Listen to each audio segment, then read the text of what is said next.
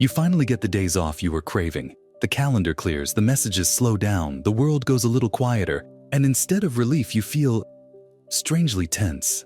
You wake up and your mind immediately starts scanning for what you should be doing. You pick up your phone, put it down, open the fridge, close it, start a show, stop after 5 minutes. Think about work, think about your life, think about how you should be enjoying this, and somehow the emptier the day is, the louder your inner pressure becomes, and then the shame hits.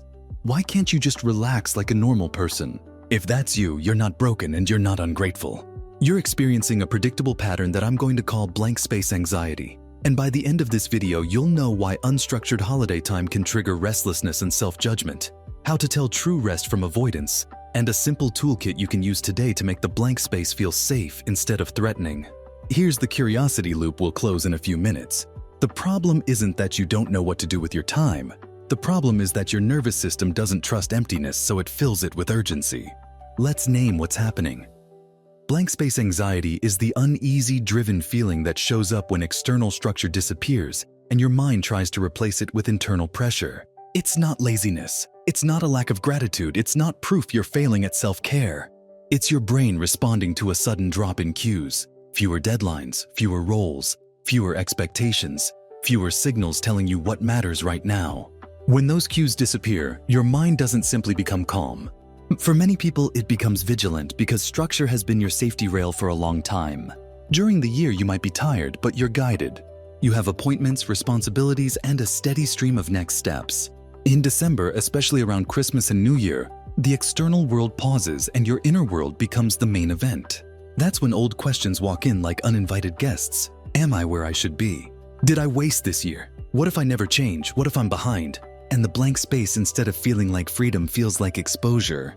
Here's a metaphor to keep in your mind. Imagine your calendar is a whiteboard in a busy control room. During the year, the whiteboard is full. Your brain can point to it and say, "This is what matters today." When it suddenly becomes empty, your brain doesn't read it as peace, it reads it as uncertainty. And uncertainty is one of the biggest triggers for the threat system. So your brain does what it always does when it senses uncertainty. It generates tasks, worry, and self-critique to create a feeling of control. That's why you can feel more anxious on a free day than on a busy day. Busy days give you direction. Free days reveal whatever direction you've been avoiding. Now let's break down the why in simple depth. First, your nervous system adapts to speed. If you've been living in constant motion, even if you hate it, your body can start treating high arousal as normal. When the pace drops, your system doesn't instantly switch into rest mode. It can feel like withdrawal. Your body looks for stimulation because it's used to running. In practice, it feels like restlessness, irritability, or that itchy sense that you're forgetting something. Second, your identity may be linked to productivity. If you've learned, consciously or not, that your value comes from output, then empty time threatens your self-worth. Your mind tries to earn safety by doing. Third, when you slow down, unprocessed emotions surface. Stress during the year often acts like a lid. Holidays loosen the lid. Grief, loneliness, disappointment, and anger can rise, not because the holidays caused them, but because you finally have enough space to notice them. Fourth, social comparison spikes in this season. Other people's highlight reels can make your blank day look like a verdict on your life. Your brain starts measuring your worth by how magical your time looks, and if it doesn't look magical, you assume it isn't meaningful. But meaning is not a photo, it's a felt experience. And felt experience requires regulation, not performance. Now the stakes. If you don't understand blank space anxiety, you will keep mistaking your restlessness for a problem that must be solved immediately. You'll fill every empty day with scrolling, over-planning, or unnecessary tasks just to avoid the discomfort of unstructured time. You'll end your break feeling like you never truly rested, which turns the next work cycle into a heavier burden. And over time, you lose a crucial life skill, the ability to be with yourself without needing to justify your existence.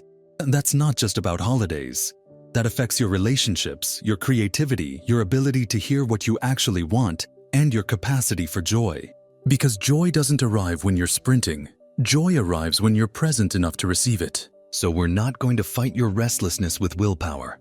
We're going to work with the system underneath it. You need a small toolkit that restores safety, adds gentle structure, and helps your mind stop treating blank space like danger. 4 tools, simple names, concrete steps. Tool 1 is called Name the Blank. Its job is to turn the vague discomfort into something your brain can hold without panic. When you feel that restless pressure, you pause and say out loud or in your head, "This is blank space anxiety." Then you add a second sentence, "My system is reacting to uncertainty, not reporting reality." That's it. You're creating distance. You're telling your brain, "I see the pattern, I'm not inside it." Then you ask one clarifying question. What is the blank space threatening right now? Not what should I do, but what does this emptiness make me fear?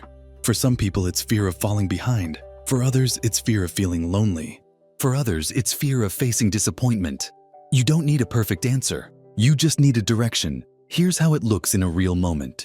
You're on the couch, you keep switching apps, you feel guilty, and your mind says, "You're wasting your break." Instead, you say, "This is blank space anxiety. Uncertainty is loud right now. What is it threatening?" And you notice it's threatening your self-worth. It's telling you that rest equals failure. That naming alone reduces the shame because now you're dealing with a mechanism, not a moral flaw.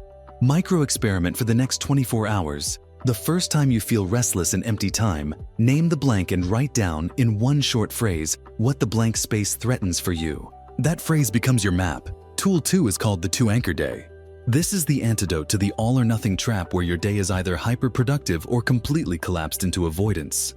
A 2-anchor day has exactly 2 anchors, not 10, one rest anchor and one meaning anchor. The rest anchor is a small activity that tells your nervous system, you are safe to slow down. It should be sensory and simple. A walk, a shower, a warm drink without your phone, a short stretch sitting by a window. The meaning anchor is one small action that gives your day a sense of direction without turning it into work. It should be doable in 20 to 40 minutes, cleaning one small area, writing one message to someone you care about, reading a chapter, cooking something simple, planning one realistic step for January, or doing a creative task for pleasure, not performance. The genius of 2 anchors is that your brain stops panicking about emptiness because it sees a shape, but it also stops turning the day into a punishment because the shape is gentle. Here's the important rule. The anchors are finishable. You're not building a new life in one day. You're teaching your system that blank space can have structure without pressure. Example, rest anchor, a 20-minute walk. Meaning, anchor, 30 minutes to write a short note about what you learned this year. Then you let the rest of the day be flexible. When you complete the anchors, your nervous system often relaxes because it feels held. Micro assignment. Tomorrow, pick your 2 anchors before noon. Do the rest anchor first. Then do the meaning anchor. Then stop negotiating with yourself. Tool 3 is called the 15-minute landing. This tool handles the moment when you can't start anything because the day feels too open. You know the feeling. Too many options, so you do nothing, and then you feel worse. The 15-minute landing is a micro-commitment that bypasses your brain's fear of the blank. You set a timer for 15 minutes and choose one tiny low-stakes task that creates visible progress or visible calm. It could be making your bed, washing a few dishes, taking out trash, stretching, or writing 3 sentences on paper. The point is not the task. The point is that your system experiences completion. Completion tells the threat system, we are capable, the day is not dangerous, we can move. Then you decide, do you want another 15 minutes or do you want rest? Either choice is valid. Here's the inner monologue shift. Instead of, I need to use this day well, you say, I'm just going to land. 15 minutes, then I'll reassess. This makes action feel safe because it has an exit. Micro experiment. The next time you feel stuck in restless scrolling, stand up, set 15 minutes, do one landing task, and notice if your mind becomes quieter afterward. It often does because your system has shifted from floating to grounding. Tool 4 is called the gentle re-entry script. This is specifically for New Year season when blank space anxiety gets mixed with future panic. Your mind says January is coming. You have to fix everything. You have to start over. You have to become a different person. That's a recipe for dread. The gentle re-entry script turns the new year from a judgment day into a transition. It's 3 sentences you write once in simple language. Sentence 1. In January, I will protect my energy by doing less than my anxiety demands. Sentence 2.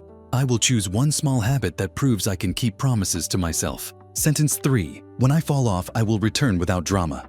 This script matters because your brain doesn't need a grand plan to feel safe. It needs a believable plan. Believable plans reduce anxiety more than perfect plans. And they reduce blank space anxiety because the future stops feeling like an open cliff. It becomes a path with handrails. If you want, you can share one line of your script in the comments. Because seeing other people choose gentle re-entry can normalize the idea that you don't have to punish yourself into change. Now, let's close the curiosity loop. Why is blank space anxiety about nervous system trust, not time management? Because when your system feels safe, empty time becomes restorative even if you do very little. When your system feels unsafe, even a full schedule won't calm you because the threat is internal. Blank space is like silence. Silence doesn't create the music, it reveals what's already playing. Holidays reveal your baseline. They reveal how your mind treats you when no one else is assigning tasks. And that revelation can be uncomfortable, but it's also powerful because it gives you a chance to build a new relationship with yourself. Not through huge resolutions, but through small, repeatable experiences of safety and direction. That's why the toolkit works. Name the blank reduces shame and creates distance. 2 Anchor Day provides gentle structure. 15-minute landing creates momentum without pressure. Gentle re-entry script turns January into a humane transition instead of a test. And there's a deeper philosophical layer here, especially relevant at the end of a year. Many people spend the year proving they deserve rest, as if rest is a reward for being good enough. But you are not a machine that earns the right to exist. You are a human nervous system that needs cycles, effort and recovery, focus and play, connection and solitude. Blank space is not a failure, it's a biological requirement. The question is not whether you can fill it. The question is whether you can inhabit it without attacking yourself. So here's your simple protocol for the next few days off. When you feel restless, name the blank and identify what the emptiness threatens. Then choose a 2 Anchor Day, 1 rest anchor, 1 meaning anchor. If you're stuck, do a 15-minute landing to ground your system.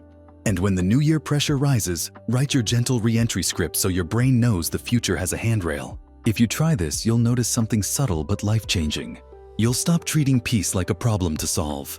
You'll start trusting that you can be with yourself in quiet time. And that trust will make your January stronger than any dramatic resolution, because it's built on regulation and realistic promises, not pressure. If this video helped you understand why days off can make you restless and gave you tools you can use during the holidays and into January, like the video, share it with someone who feels strangely anxious when the calendar finally clears, and subscribe to Mind Unlocked, because we're building a toolkit for better thinking, clearer communication, and deeper self-understanding, so you can stop fearing blank space and start using it to become calmer, kinder to yourself, and more genuinely alive.